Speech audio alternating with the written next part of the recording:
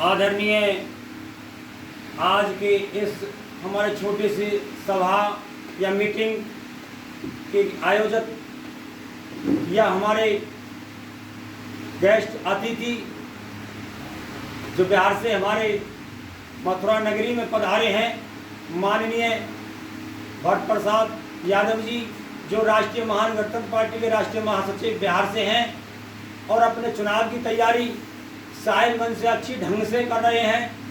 मैं इनका बार बार शुक्रिया अदा करता हूं कि जो लगभग 2,500-3 हज़ार किलोमीटर चल करके हमारी इस कुटिया पर आज विराजमान हुए हैं। गणमान्य व्यक्ति हमारे बड़े भाई भीमसेन निषाद जी, हमारे पिता तुल्य बुजुर्ग मान सिंह निषाद जी व मेरे हमूम साथियों मेरे भाई अरविंद गुप्ता जी, मैं इनका बार बार आभारी हूं जो इन्होंने अपना कीमती समय निकाल करके हमें आप आकर के दर्शन दिए। साथियों, अभी बात चल रही है राजनीति की।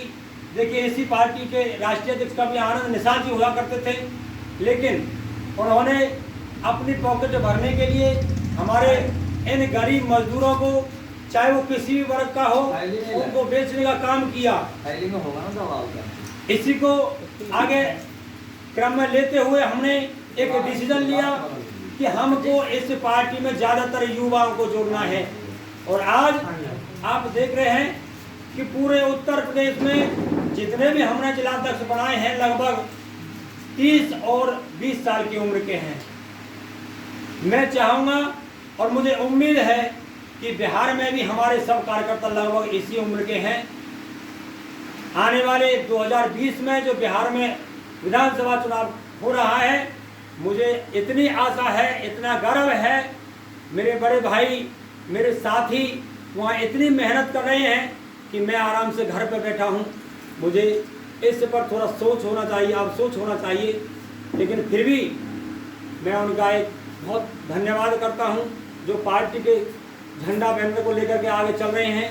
साथियों, पार्टी किसी भी जाति की नहीं होती है और जाति से जिन्होंने पार्टी चलाई उसका सर्वनाश हो गया। अभी तक मान लीजिए सपा ने खूब आपके उत्तर प्रदेश में कदम बढ़ाया, लेकिन एक दिन उनको गड्ढे में दफन होना पड़ा।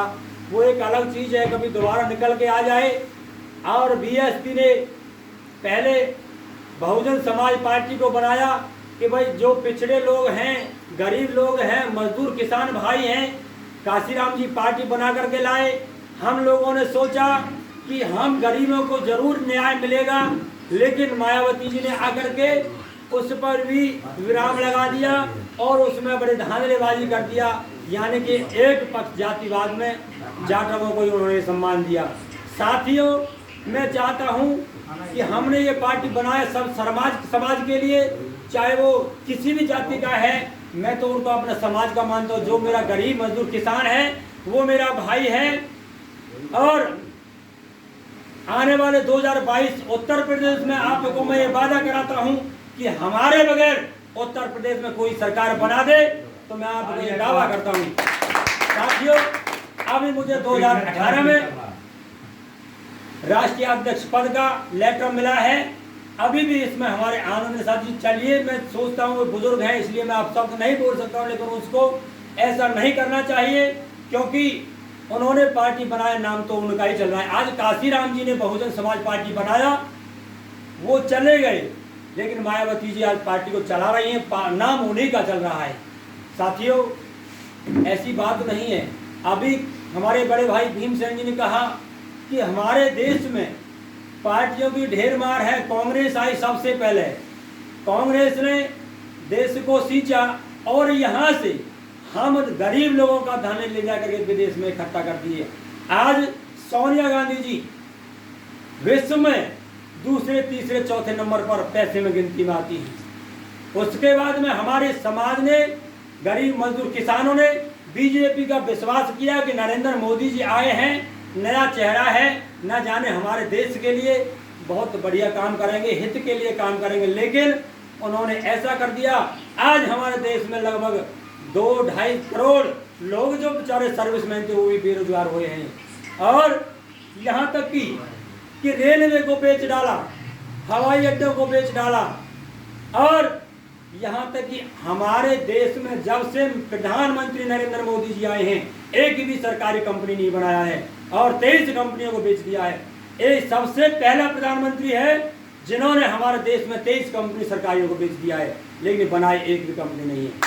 साथियों, हमको पहचानना पड़ेगा और जातिवाद को खत्म करना पड़ेगा। जिंदाबाद जिंदाबाद वीरपाल गहलोत जिंदाबाद जिंदाबाद वीरपाल गहलोत जिंदाबाद जिंदाबाद। नेताजी संघर्ष करो, हम तुम्हारे साथ हैं। गहलोत जी संघर्ष करो, हम तुम्हारे साथ हैं। वीरपाल जी संघर्ष करो, हम तुम्हारे साथ हैं।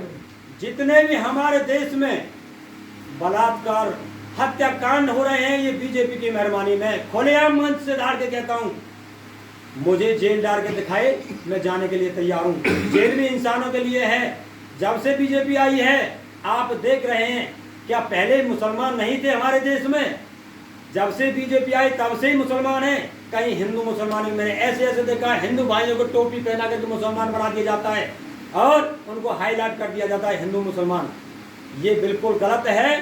साथियों, हमको पढ़े लिखे युवाओं को ये पहचानना पड़ेगा कि हमारा देश का भविष्य कैसे बनेगा, कैसे हमको देश को आगे बढ़ाना है। आज हमारे देश की वो स्थिति है कि पहले नरेंद्र मोदी जब प्रधानमंत्री नहीं बने तो उन्होंने कहा था कि 15-15 लाख रुपए खाते में आएंगे और इस देश में जितना काला धन है मैं सबको वापस लाऊंगा। साथियों, इतने अच्छे दिन आएंगे, आप देखते रह जाएंगे। साथियों, वो अच्छे दिन आपके सामने आ रहे हैं। आज हमारे देश में भुखमरी की कारीगर पे है, हमारे देश भूखे मर रहे हैं। अभी आप जाकर के देखिए, हम तुम लोग तो कम से कम इतना तो है, टाइम पे खाना खा रहे हैं। मैंने ऐसे ऐसी समाज देखी है, बेचारे एक साड़ी इसमें से 2 टुकड़े कर लेते हैं और अपने बच्चों को निर्वाह कर रहे हैं। सही बात।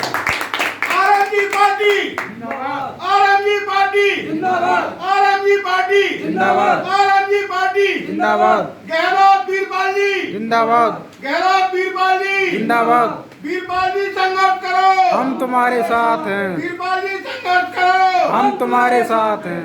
क्या हमारा देश इस लायक नहीं है? जब हमारा देश आजाद हुआ था तो हमारा यहाँ का 1 रुपया, हमारा यहाँ का 1 रुपया कम से कम 10 रुपया में चलता था बाहर देशों में। आज हमारे देश में जो देश की करेंसी इतनी गिर गई है कि हमको $1 के बदले में, 1 रुपया के बदले में 70 रुपये देने पड़ रहे हैं। तो इन नेताओं का कभी हवस नहीं भरेगा। आप मान लीजिए रेल का ठेका दे दिया अंबानी जी को, जो गरीब मजदूर 3000 रुपये कर्ज ले लेता है उसके लिए जेल है, और जो 3000 करोड़ रुपए जो लोन लेता गवर्नमेंट से उनके लिए कर्ज माफ हो जाता है। तो बताइए हमारे देश की स्थिति कैसे सुधरेगी? हमारे देश का सबसे बड़ा किसान, मैं इस अन्नदाता किसान को मानता हूँ।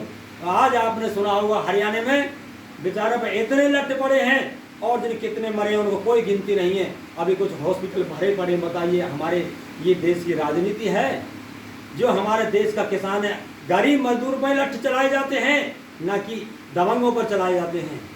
आए दिन ऐसे रेप होते रहेंगे, आए दिन ऐसे हत्याकांड होंगे। जब तक आप अपनी चाबी अपने हाथ में नहीं लेंगे, मेरा निवेदन है, ज्यादातर मैं अपने युवाओं से ये निवेदन करता हूँ, इस पार्टी से जुड़िए। आप ये ना सोचें कि वीरपाल जी निषाद समाज से हैं, इस पार्टी के राष्ट्रीय अध्यक्ष हैं। जब आप चाहें तब मैं इस्तीफा दे करके जो आपको योग्य लगे मैं राष्ट्रीय अध्यक्ष बना सकता हूँ। लेकिन आरएमजी पार्टी जिंदाबाद, आरएमजी पार्टी जिंदाबाद। वीरपाल जी संघर्ष करो, हम तुम्हारे साथ हैं। वीरपाल जी संघर्ष करो, हम तुम्हारे साथ हैं। नेताजी संघर्ष करो, हम तुम्हारे साथ हैं।